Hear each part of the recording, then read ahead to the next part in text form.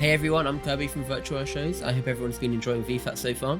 But stay tuned in for the live feed because we still have some great teams coming up, such as the Virtual Blue Angels. I'm here joined by Virtual Blue Angel 1, Rhino. How's it going today, Rhino?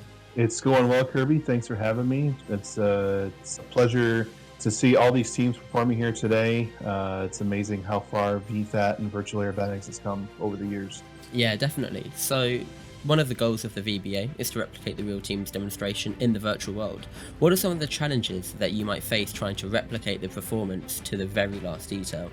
I think the biggest challenge is recognizing everyone has their own personal lives outside of what we do, and getting 6 or 7 guys together is tough as it is. Finding time to consistently practice is the biggest struggle right now, but we're making hay with what we have.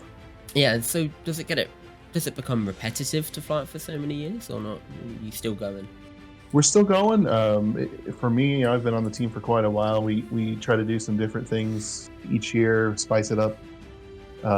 Sometimes we'll change positions for folks every once in a while, or we might take a block of the year and go back and do some historical things. Yeah, so on that topic of spicing things up, is there any room for improvisation or interpretation for the demonstration, perhaps? Yeah, so this year we're going back to the 1980s and doing a demonstration from the late 80s when the team first got the Hornet. So kind of as a salute to that time frame. Usually there's not a lot of video or anything from there or anything heralded from that time, but we thought it'd be a perfect time with the Hornet on the way out of the real team for folks to get a chance to see what it looked like when it was first brought to the forefront of air shows in North America.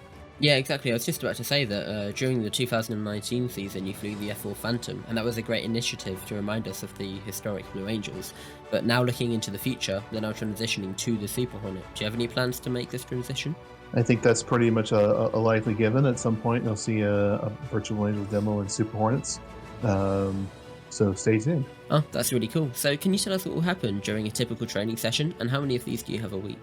A typical training session, we get in, we talk about some objectives and what we want to do for the practice.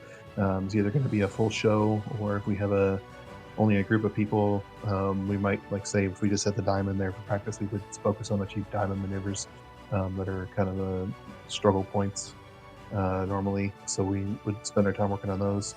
Normally we're practicing it 2 to 3 nights a week, and usually it's an hour flight, hour watching the replay and debriefing and talking about what happened during the flight, and some feedback and critique. So definitely a lot of dedication to be able to pull that off. And have you faced any challenges leading up to VFAT at all? We haven't really so much this year. Obviously with COVID-19, some folks are in some different work situations, including myself. That's actually helped my availability, believe it or not. So hopefully we can avoid any of the technical gremlins that seem to happen at VFAT. And we're really looking forward to an awesome show this year. And I think there's going to be some, as always with us, there's a surprise or two along the way. So. Well, I know I'm excited to watch your demonstration later, and you guys have a really good show, and hopefully it goes well for you. Well, thank you very much. Appreciate it.